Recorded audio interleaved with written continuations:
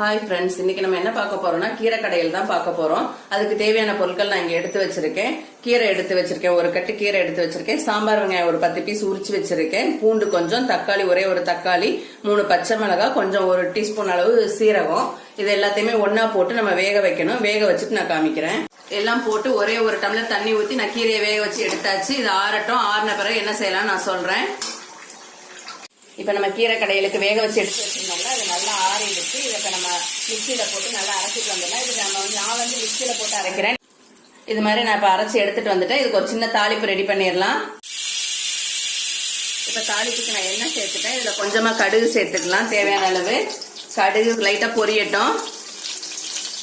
கடுகு பொரிய ஆரம்பிச்சிச்சு. கருவேப்பிலை, காஞ்ச மிளகாய், வெங்காயம் கொஞ்சம் கட் பண்ணி வச்சிருக்கேன். இது எல்லாத்தையும் ஆட் பண்ணிடுங்க.